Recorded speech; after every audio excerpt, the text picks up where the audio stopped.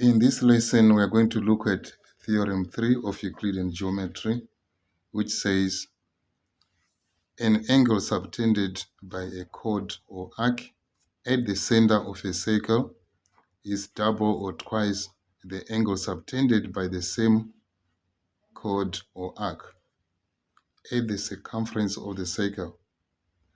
Now, in the first place, we need to understand what the word subtend is. To subtend is to form. So we are looking at an angle that is formed by a chord or arc at the center of a circle, which is double that one which is subtended by the chord on the circumference. Now, this first diagram is showing us the relationship between a chord like chord AB, the red chord, and arc AB. So chord AB or arc AB can subtend an angle at a point. For example, we have point C. If we draw a line from the end of chord AB, from end B to C, and from A to C, the angle which is so formed between these two arms of the chord, like angle theta, is said to be subtended by either chord AB or arc AB. So we can say angle theta is subtended at C by chord AB or by arc AB. There is also an angle subtended by the same chord and the same arc at D. So angle alpha is formed by chord AB, is also formed by arc AB at D. It's also correct to say from D, because we have arms of the angle BD and AD. Now, point D is referred to as the vertex. That's the vertex. That's the vertex of the angle, like point C. So that's the corner at which the angle is formed. Now, it doesn't mean that the arc is to form an angle only inside the circle. This side, the right side here, is generally the inside of the circle because the arc is part of the circumference of that circle. It can also subtend an angle outside, like at point E. Now, angle beta is also subtended by the same chord AB and is also subtended by the same arc AB, but it's now outside the circle. The first two angles are inside the circle. Now, moving on to this diagram here, we are given a circle with center O and chord AB, the red chord is drawn, and we can see that it's also related to the blue arc, which is part of the circumference of the circle. Now, a line is drawn from A to O, and a line is also drawn from B to O. Now, if we check this angle so formed by these two lines AO and AB, we can check with a protractor, center of protractor at O, and the zero line accurately on OA. We can count and we see that this angle is 90 degrees, is equal to 90 degrees. So we can say this is an angle of 90. That's 90 degrees between these two lines.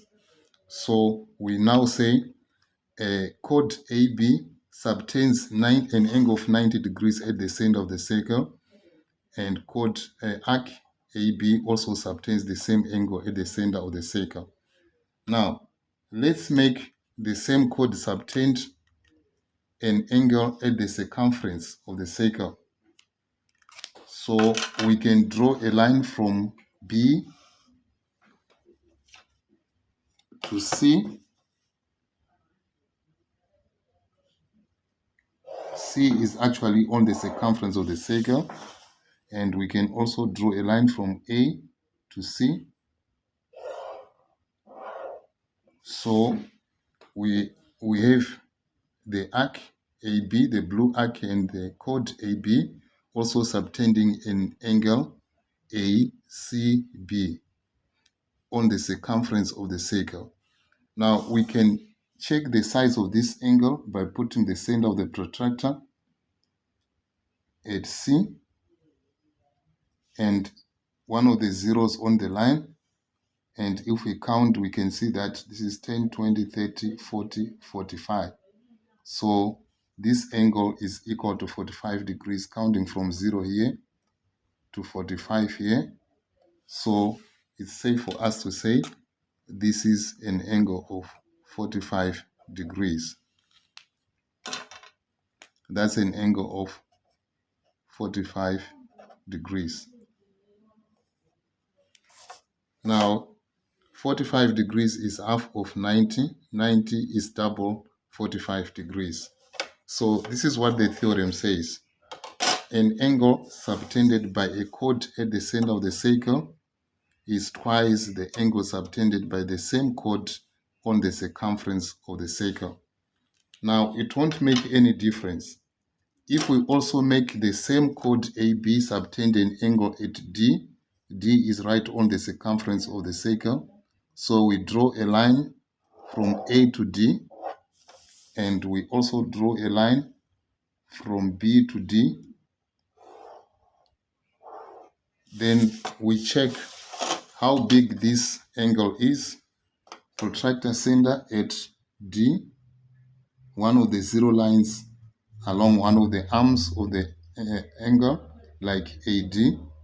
Then we can check from 0, we can count 0, 10, 20, 30, 40, 45 degrees. So this is also an angle of 45 degrees. So this is 45 degrees. So it doesn't matter where you put the point, as long as it's on the circumference of the circle and it's in the same major segment, because this chord is actually dividing the circle into a major segment and a minor segment. So all these angles are in one segment. So we can put a point at E, and we also make the same chord subtend an angle at E. So we draw a straight line from A to E. We also draw a straight line from B to E, so that we create angle AEB. So we want to check how big this angle is. Now it's permissible to extend a line which is too short for us to read from the protractor, so that when we measure the angle with the protractor, it's correct and it's convenient. So protractor center at E, the 0 on AE, then we read from 0. We see that this is 10, 20, 30, 40, and also 45 degrees. Very close. At this point in time, let's look at the application of circle theorem 3. We are going to look at two different questions. The first question here says, in the diagram below, O is the center of the circle ABC. A chord AB is drawn. Angle ACB is equal to 25.5 degrees. Then calculate angle AOB with reasons. So this is the circle, center O. Angle ACB is 25 degrees. Then the required angle is angle AOB. To answer this question correctly, we have to remember the relationship between the angle subtended by a chord at the center is double the angle subtended by the same chord at the circumference. So angle ACB must be half angle AOB. So we write with a reason AOB, angle AOB is equal to 2 multiplied by angle ACB. The reason is angle at center is double angle at circumference. So we substitute for ACB. So you're going to have 2 into 25,5 degrees. So the angle is 51 degrees. So angle AOB is equal to 51 degrees. Now moving on to question 2. Question 2 says, in a circle with center O, chord EF, which is this chord, subtends an angle of EOF, which is equal to x over 2 at the center of the circle. Then determine and express angle EGF in terms of x. EGF is the angle subtended at the circumference by the same chord EF. So we are going to write the same relationship again, and we say angle EGF